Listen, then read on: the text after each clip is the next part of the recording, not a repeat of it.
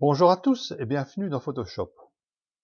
Ce tutoriel fait suite à un tutoriel que je vous ai déjà montré où je faisais la démonstration par une méthode très simplifiée de la façon d'utiliser un masque pour estomper une certaine partie du visage. Je pense que je vous y parlais d'une méthode plus élaborée. Je vous propose de vous la montrer maintenant. J'ai un calque qui est ouvert, c'était un calque d'arrière-plan que j'ai déjà verrouillé. Donc ne vous inquiétez pas, vous, si pour la première fois que vous chargez cette image-ci ou une autre, si vous avez arrière-plan. Donc il est nécessaire de déverrouiller votre calque. J'effectue 3 duplicata de ce calque. Alors j'utilise la méthode la plus simple à mon sens, c'est sur le clavier, appuyer la touche CTRL et la touche J en même temps. Une fois, 2 fois, 3 fois. Donc, j'ai le calque de départ plus 3 copies. J'ai pour habitude de mettre une copie intacte dans un groupe que je nomme archive.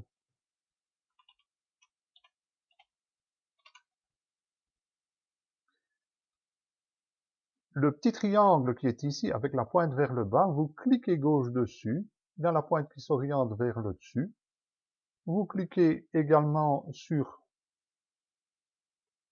le groupe pour le rendre invisible. Les 3 calques qui sont en dessous du groupe, je vais les nommer. Le premier calque, je lui donnerai le nom de haute fréquence.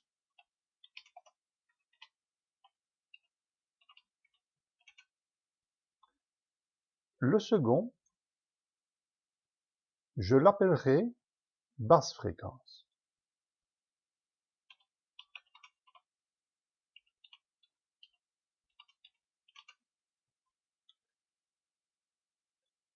Et le troisième, celui du bas de la pile, je l'appelle cheveux.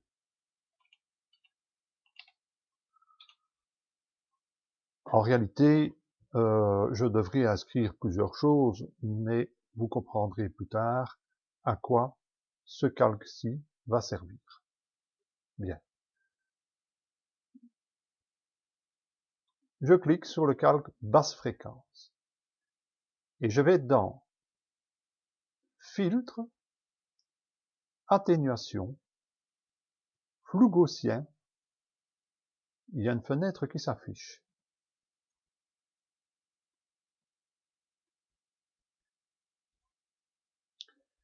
Alors, ce qui apparaît dans cette fenêtre, c'est en fait un morceau de votre image.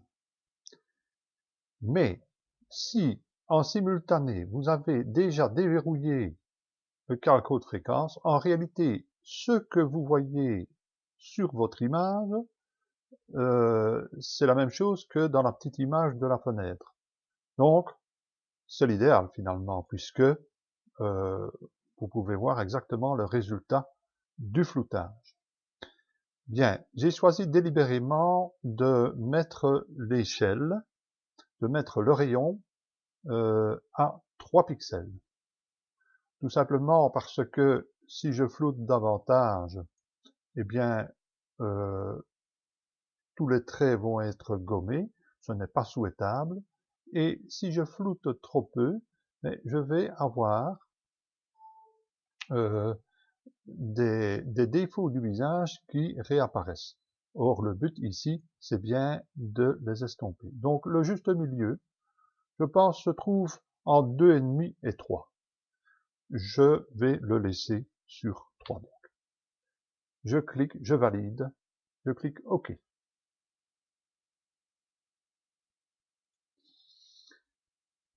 Ensuite, je vais à nouveau dans Filtre, Atténuation, Flou de l'image. Pardon, flou de surface, excusez-moi. Et dans flou de surface, je je mets le rayon sur 10 et le seuil sur 11. C'est en tout cas les réglages qui conviennent bien pour cette image-ci. Bien sûr, s'il y a d'autres images avec des défauts moins importants, l'échelle va varier. Donc c'est une question d'appréciation. Vous devez regarder à l'écran ce que vous faites, en fait. Je valide.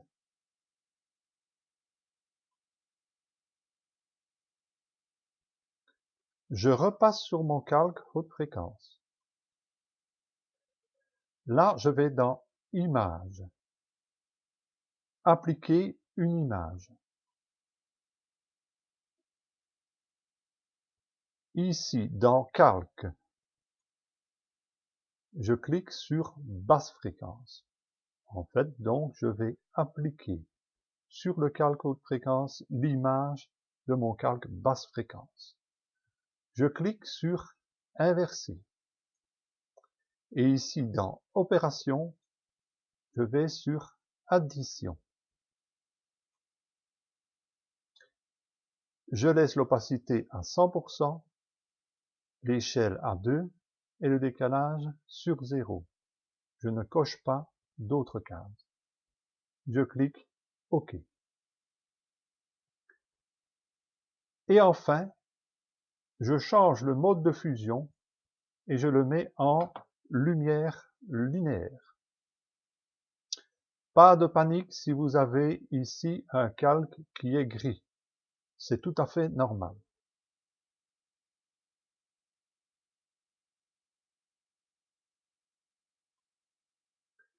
En restant sur le calque haute fréquence, je prends mon outil ici, correcteur de ton localisé. Et directement sur l'image,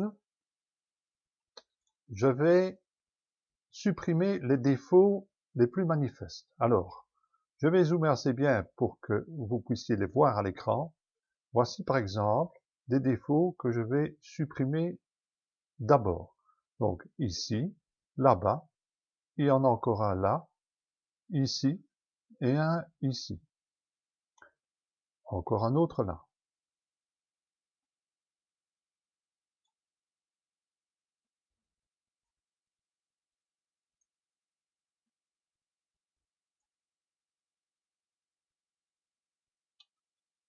Voilà, c'est une autre manière de se servir du correcteur localisé, parce que parfois, cet outil qui est magnifique laisse certaines surprises et fait des pâtés. Disons que cette méthode-ci permet d'éviter de faire des tâches beaucoup trop marquantes. Je vais aller un peu me promener du côté des rides les plus importantes sur le front. Voilà une. Et vous corrigez de cette manière les défauts les plus importants. Il ne s'agit pas de passer l'outil partout. Ça ne servira à rien. Il s'agit déjà de préparer le travail en enlevant les défauts les plus marquants. Voilà. Alors, ça marche très bien pour supprimer les cheveux. Regardez. Il y a des cheveux qui viennent en travers du visage. Eh bien, on les supprime assez facilement avec le correcteur localisé.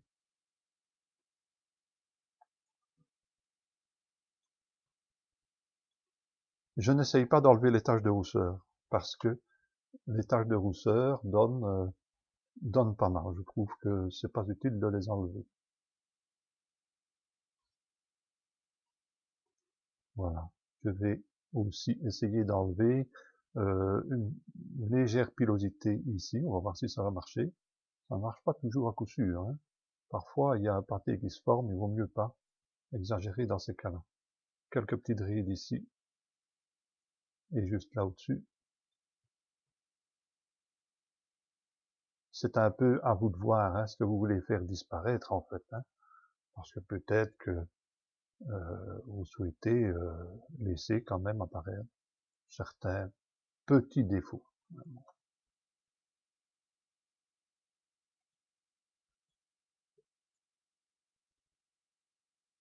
Voilà. Sur le calque haute fréquence, je crée un masque de fusion.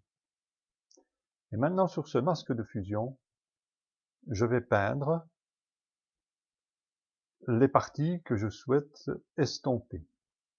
Pour cela, j'utilise un pinceau noir avec un diamètre d'à peu près 70 pixels et je choisis un pinceau à bord flou.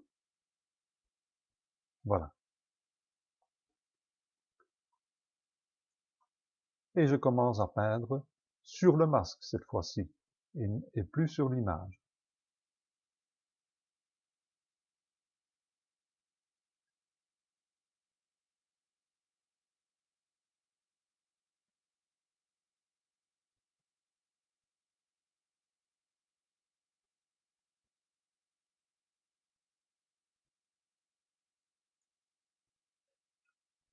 Voilà, je vais faire le travail à mon aise. Je vais éteindre la vidéo et je vous donne rendez-vous dans quelques secondes, quelques minutes pour moi, mais quelques secondes pour vous. À tout à l'heure. Voilà, j'ai terminé le travail de floutage. Vous voyez que j'ai un masque ici qui comporte des zones noires. Je vais vous le montrer, comme ça vous pourrez avoir une idée de la forme qu'il a. Voilà, et quand on regarde, on se dit, ben, il n'est pas très bien fait parce que il y a des zones blanches, il n'est pas parfait. Mais en fait, ce qui compte, c'est tout simplement ce que ça donne à l'image. Donc, ici, si vous avez des grès et que il y a certaines zones de l'image que vous avez trop floutées, il n'y a pas de problème, vous changez la couleur qui est ici, vous faites passer le blanc en arrière-plan et vous pouvez peindre en blanc pour faire réapparaître des détails que vous auriez gommés par inadvertance. Donc, c'est une méthode qui permet de faire marche arrière. Voilà. Bien. Maintenant, il faut dire une chose, c'est que lors du floutage, j'ai flouté une partie des cheveux.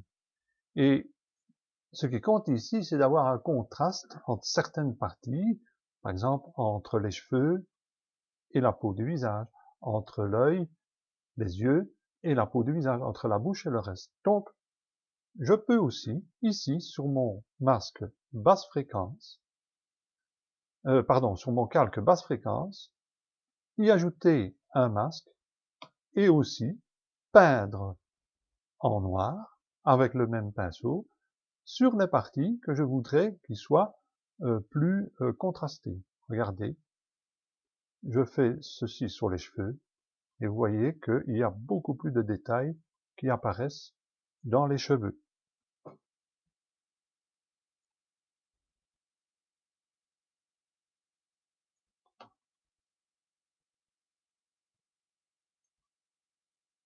Dans les cheveux ou dans les yeux, par exemple.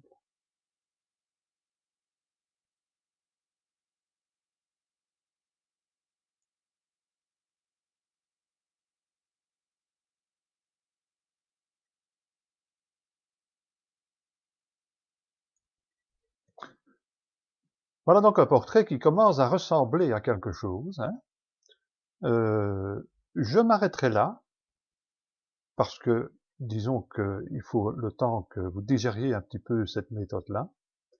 Et je referai un tutoriel pour vous montrer comment on peut faire pour enlever un petit peu le grain, pour encore intensifier le regard, mais vous voyez que toute cette méthode a accentué le grain de la photo. Ça, c'était du grain qui était à l'origine, mais il y a moyen de le corriger. Voilà. À la prochaine fois pour un autre tutoriel. Ce sera vraisemblablement le dernier sur cette image. J'espère que ça vous aura donné satisfaction. Je vous souhaite un travail amusant et à la fois prochaine.